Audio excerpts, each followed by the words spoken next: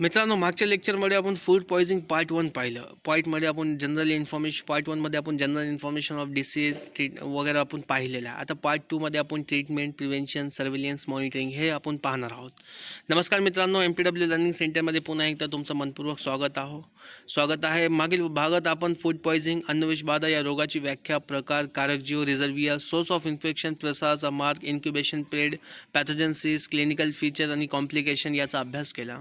आजच्या पार्ट 2 मध्ये आपण diagnosis, treatment, prevention, surveillance, monitoring, outbreak investigation आणि MPWची भूमिका सविस्तर समजून घेणार आहोत. त्याच्यामध्ये नंबर 1 मित्रांनो, डायग्नोसिस पाहूया. फूड पॉयझनिंगचे निदान कोणते? डायग्नोसिस फूड पॉयझनिंगचे निदान खालील पद्धतीने केले जाते. एक क्लिनिकल डायग्नोसिस म्हणजे डॉक्टर रुग्णाची लक्षणे तपासतात. एक जुलाब, उलट्या, पोटदुखी, ताप, निर्जलीकरण याच्या आधारे प्राथमिक निदान केले जातात. देन हिस्ट्री टेकिंग, रुग्णाचा इतिहास बघतात. कोणते अन्न खाल्ले, बाहेरचे अन्न होते का, एकाच अन्नामुळे अनेक लोक आजारी पडले आहेत का, लक्षणे कधी सुरू झाली. आता एक्झाम पॉईंट काय आहे? फूड पॉयझनिंगमध्ये हिस्ट्री टेकिंगला विशेष महत्त्व आहे. स्टूल एक्झामिनेशन, मल तपासणी, मलामध्ये जीवाणू, विषाणू किंवा परजीवी शोधले जातात. रक्त किंवा श्लेष्मा असल्यास त्याची तपासणी केली जाते. स्टूल कल्चर, फूड पॉयझनिंग करणारा जीवाणू ओळखण्यासाठी केली जाते. योग्य अँटीबायोटिक निवडण्यास मदत होते. आता food poisoning, food sample examination, संशयित अन्नाचे नमुने प्रयोगशाळेत तपासले जातात. उद्रेक म्हणजे आउटब्रेक झाल्यास ही तपासणी अत्यंत महत्त्वाची असते. आता ब्लड टेस्ट, गंभीर रुग्णामध्ये CBC, serum electrolytes, kidney function test याची तपासणी केली जाते. आता ह्याचं ट्रीटमेंट पाहू मित्रांनो. ट्रीटमेंट कोणता आहे? ट्रीटमेंट कोणता आहे? आता फूड पॉयझनिंगच्या उपचारामध्ये निर्जलीकरण टाळणे आणि योग्य उपचार देणे हे सर्वात महत्त्वाची गोष्ट आहे. म्हणजे dehydration. Oral rehydration solution. Number 1, oral rehydration solution म्हणजे ORS. सौम्य मध्यम निर्जलीकरणासाठी ORS द्यावे. प्रत्येक जुलाब किंवा उलटीनंतर ORS घेण्याचा सल्ला द्यावा. आता एक्झाम रिलेटेड पॉईंट काय? फूड पॉयझनिंगमध्ये प्रथम उपचार म्हणजे ORS. देन IV फ्लुइड्स, गंभीर निर्जलीकरण म्हणजे गंभीर डिहायड्रेशन झालं तर त्याला नॉर्मल स्लाईन, रिंगा लॅक्टेड यासारखे IV फ्लुइड्स दिले जातात. Number 3, antibiotics. Serve food poisoning रुग्णांना अँटीबायोटिक्स आवश्यक नसतात. फक्त डॉक्टरच्या सल्ल्यानुसार आणि जीवाणूचे संसर्ग असल्याचे ते दिली जातात. अँटीमेटिक्स मेडिसिन, उलट्या कमी करण्यासाठी डॉक्टरांच्या सल्ल्याने औषध दिले जातात. न्यूट्रिशन सपोर्ट, हलका व पौष्टिक आहार घ्यावा, भरपूर पाणी व द्रव पदार्थ घ्यावेत, तेलकट व मसालेदार अन्न टाळावे. आता मित्रांनो, याचं प्रिव्हेन्शन, प्रिकॉशन आणि कंट्रोल आपण पाहूया. फूड पॉयझनिंग टाळण्यासाठी खालील उपाय महत्त्वाचे आहे. नंबर 1, सेफ फूड हँडलिंग म्हणजेच अन्न स्वच्छ पद्धतीने तयार करावे. शिजवलेले व कच्चे अन्न वेगळे ठेवावे. Proper cooking. Number 2, proper cooking. मांस, अंडी आणि मासे पूर्णपणे शिजवून खावेत. अर्धवट शिजवलेले अन्न टाळावे. सेफ फूड स्टोरेज म्हणजे शिजवलेले अन्न जास्त वेळ उघडे ठेवू नये. आवश्यक असल्यास रेफ्रिजरेटरमध्ये ठेवावे. Number 4, safe drinking water. उकळलेले किंवा शुद्ध पाणी पिणे, दूषित पाणी टाळणे. नंबर 5, हँड वॉशिंग म्हणजे हात स्वच्छ धुवावेत. जेवणापूर्वी, अन्न बनवण्यापूर्वी, शौचालयानंतर. आता मित्रांनो, नंबर 6, किचन हायजीन. स्वयंपाकघर स्वच्छ ठेवावे, भांडी स्वच्छ धुवावीत, माशांपासून अन्नाचे संरक्षण करावे. हेल्थ एज्युकेशन, लोकांना माहिती द्यावी सुरक्षित अन्नाचे महत्त्व, हात धुण्याची सवयी, स्वच्छ पाणी, अन्न योग्य प्रकारे साठवणे. आता मित्रांनो, ह्याचे सर्व्हिलियन्स पाहू आपण. सर्व्हिलियन्समध्ये म्हणजे फूड पॉयझनिंग याच्या घटनावर सतत लक्ष ठेवणे. यामध्ये नवीन रुग्ण शोधणे, संशयित रुग्णांची नोंद करणे, उद्रेक ओळखणे, प्रयोगशाळेचे अहवाल तपासणे, वरिष्ठ अधिकाऱ्यांना माहिती देणे. आता ह्याचे मॉनिटरिंग पाहूया. मॉनिटरिंग अंतर्गत रुग्णांचा फॉलोअप, हॉटेल, कॅन्टीन व अन्न विक्रेत्यांची तपासणी, स्वच्छतेची पाहणी, अन्न नमुन्याची तपासणी, सुरक्षित पाणी पुरवठ्याची तपासणी. मित्रांनो, आता आउटब्रेक इन्व्हेस्टिगेशन. जर एका कार्यक्रमात किंवा भागात अनेक लोक एकाच वेळी आजारी पडल्यास रुग्णांची नोंद करणे, संशयित अन्नाचा स्रोत शोधणे, अन्न व पाण्याची नमुने तपासणीसाठी पाठवणे, उरलेले दूषित अन्न वापरणे थांबवणे, प्रभावित लोकांना त्वरित उपचार देणे, आरोग्य शिक्षण देणे, वरिष्ठ अधिकाऱ्यांना तातडीने अहवाल पाठवणे. आता मित्रांनो, सगळ्यात महत्त्वाचा MPWची भूमिका काय? फूड पॉयझनिंगमध्ये MPWची भूमिका काय? MPW म्हणून खाली जबाबदाऱ्या महत्त्वाचे आहेत. संशयित रुग्ण शोधणे, रुग्णांची नोंद ठेवणे, ORS विषयी मार्गदर्शन करणे, सुरक्षित अन्न व पाणी वापरण्यात बाबत जनजागृती करणे, अन्न नमुने गोळा करण्यास मदत करणे, आरोग्य शिक्षण कार्यक्रम राबवणे, उद्रेकाची माहिती वरिष्ठांना देणे, फॉलोअप भेटी घेणे, स्वच्छता व अन्न सुरक्षा याबाबतचे मार्गदर्शन करणे. आता मित्रांनो एक्झाम रिव्हिजन पाहू. डिसीज कोणता आपला? Food poisoning. First line treatment ORS आहे.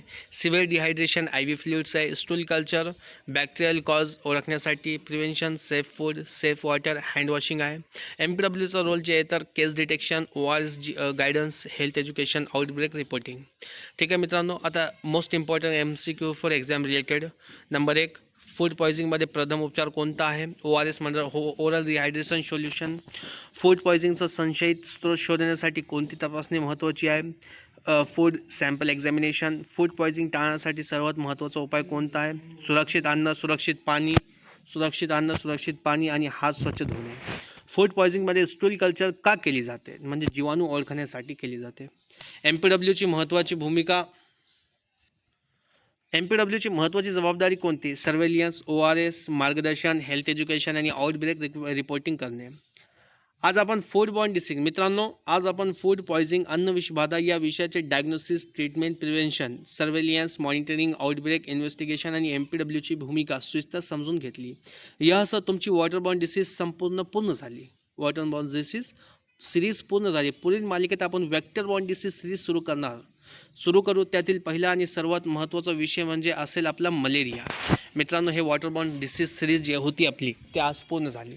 फूड बॉर्न डिसीज म्हणजे फूड पॉयझनिंग जी आपला लास्ट डिसीज होता त्यामध्ये आपली वॉटरबॉर्न डिसीज पूर्ण झालेली आहे. सिरीज आपली पूर्ण झाली. आता वॉटरबॉर्न डिसीज म्हणजे वॉटरने यानी की पाण्याद्वारे जे आपले म्हणजे रोग होतात ते सगळे रोग आपण घेतलेले आहे. आता MPW जे एक्झाम असणार ज्याचे टेक्निकलमध्ये त्यांनी काय सांगितलेलं आहे का MPWचे टेक्निकल सिलेबसमध्ये वॉटरबॉर्न डिसीज आणि वेक्टरबॉर्न डिसीज हे 2 विषयावर त्यांनी डीप क्वेश्चन विचारलेले आहे. म्हणजे मित्रांनो, जेवढे आपले डिसीज होते वॉटरबॉर्न डिसीजचे ते आता संपूर्ण झालेले आहे. मित्रांनो, तुम्ही चांगला अभ्यास करा. जेवढे लेक्चर आपले झालेत त्यांना चांगलं एकदा रिव्हिजन करा, चांगलं त्यांना पाठ करा. एक वेळेस नाही अनेक वेळा तुम्ही व्हिडिओ पहा, मग आपले शॉर्ट नोट्स काढा. शॉर्ट नोट्स काढल्यानंतर त्याला रिव्हिजन करा आणि रिव्हिजनला 147 हे रूल तुम्ही यूज करा. म्हणजे पहिले 147 रूल म्हणजे काय का पहिल्या दिवशी आपण वाचलं, रिव्हिजन केलं, मग तोच रिव्हिजन आपल्या चौथ्या दिवशी करायचं आहे, मग तोच रिव्हिजन आपल्याला 7व्या दिवशी करायचे. म्हणजे 147 जर आपण रूल यूज केला तर ते जे सिरीज आहे, जे वॉटरबॉर्न डिसीज आहे ते आपलं एकदम 100% मेमोराईज होऊन जाईल. मेमोराईज झालं की मग एक्झाममध्ये कोणत्याही प्रकारचं क्वेश्चन येऊ द्या, मग ते आपल्यापासून सुटणार नाही. म्हणून मित्रांनो, चांगला अभ्यास करा. आणखी ॲडव्हर्टाइजमेंट आलेली नाही, पण लवकर ॲडव्हर्टाइजमेंट येणार आहे. ॲडव्हर्टाइजमेंट कधीही पडू शकते, म्हणून आपला अभ्यास चांगला ठेवा. अभ्यासमध्ये एकदम जे सातत्याने अभ्यास करतील त्यांचंच यश होणार आहे. म्हणजे आज बसलं उद्या बसणार नाही, मग आज बसले तर 3 दिवस सुट्टी मारणार, असा अभ्यास करून काय फायदा नाही आहे मित्रांनो. मी तुमचं सगळं टॉपिक करून देईन, सगळं टॉपिक फ्री ऑफ कॉस्टमध्ये तुमचं मी पूर्ण करून देणार आहोत. कारण की मित्रांनो, मी स्वतः एक्झाम देणार आहे, म्हणून मी जेवढे प्रॅक्टिस करणार आहे. कारण की 2023मध्ये माझं सिलेक्शन झाला होता, पण डॉक्युमेंट्स व्हेरिफिकेशनमध्ये काय प्रॉब्लेम होती, डॉक्युमेंट्स व्हेरिफिकेशनमध्ये जे मला प्रॉब्लेम झाले, म्हणून त्यामुळं माझं फायनल सिलेक्शन राहिलेलं आहे. परंतु मला त्याचं नॉलेज, त्याचा एक्सपिरियन्स खूप जास्त आलेला आहे. जे आहे ना मित्रांनो, खूप जास्त एक्सपिरियन्स आलेला आहे. तर मी स्वतः अभ्यास करत होतो, मी स्वतः माझं नोट्स काढले होते. हे माझे स्वतःचे नोट्स आहे, हे माझे स्वतःचे मी स्वतः नोट्स काढलेले आहे.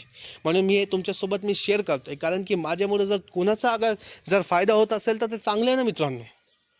कारण की माझ्या नोट्समुळे जर कोणते स्टुडंट्स असतील ज्यांना, जे नवीन स्टुडंट्स आहे ते फर्स्ट टाईम MPWची तयारी करत असाल आणि त्यांना जर काय माहीत नसेल, पण त्यामुळे मी हे गायडन्स लेक्चर पण त्यांना काढलेली आहे मॅडम.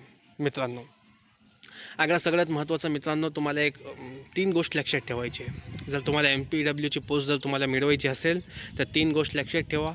सगळ्यात अगोदर सातत्याने अभ्यास करा. काय करा? सातत्याने अभ्यास करा. काय आज बसले 3 दिवस सुट्टी असं नाही, रोज 3 तास अभ्यास करायचे. 2 तास नॉन टेक्निकलला द्यायचे, 2 तास टेक्निकलला द्यायचे आणि 1 तास नॉन टेक्निकलला द्यायचं आहे. आपलं जे सिलेबस आहे ते 80-20 पॅटर्न्स आहे.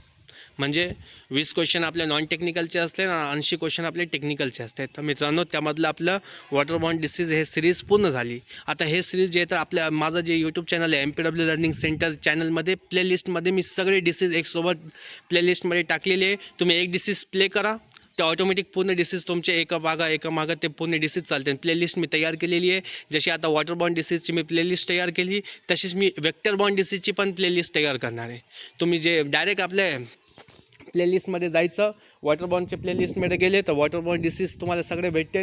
वेक्टरबॉर्न डिसीजचे प्लेलिस्टमध्ये गेले, वेक्टरबॉर्न डिसीज तुम्हाला भेटते. पुन्हा आरोग्य विभाग भरती जे नवीन स्टुडंट्स आहे, ज्यांना काहीच माहीत नाही आहे का एक्झाम कशी असतात, लेक्चर एक्झाम कसे होतात, क्वेश्चन कोणते प्रकारचे आहे, पुन्हा सिलेक्शन झाल्यानंतरची प्रक्रिया कोणती आहे, काय, मी सगळ्या गायडन्स लेक्चरची एक सिरीज चालू केलेली आहे. आरोग्य विभाग भरती 2026 गायडन्स लेक्चर्सची एक मी जे प्लेलिस्ट तयार केलेली आहे. ते प्लेलिस्ट पण तुम्ही पाहू शकता.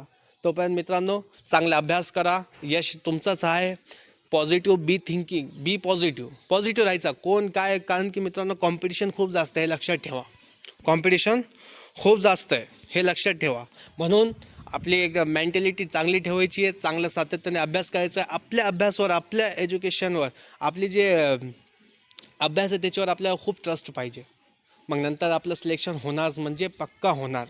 ठीक आहे मित्रांनो, भेटूया पुढच्या सिरीजमध्ये, वेक्टरबॉर्न डिसीज सिरीजमध्ये आपण भेटूया. तोपर्यंत धन्यवाद. भेटूया पुढील लेक्चरमध्ये. थँक्यू. व्हिडिओ आवडला असेल, व्हिडिओला लाईक करा, शेअर करा, कमेंट करा. तुमचे काय प्रश्न असतील तर कमेंट नक्की करा. मी तुमचे उत्तर सगळे देईल. पुन्हा मित्रांनो, आपण MCQ सिरीज चालू करणार आहोत. जे MCQज म्हणजे वॉटरबॉर्न डिसीजवर पूर्ण एक MCQ सिरीज असणार आहे. म्हणजे तुमच्या एक्झाममध्ये क्वेश्चन्स कसे येतात, काय येतात, त्याच्यामध्ये सगळं होऊन जाईल. तोपर्यंत धन्यवाद. थँक्यू.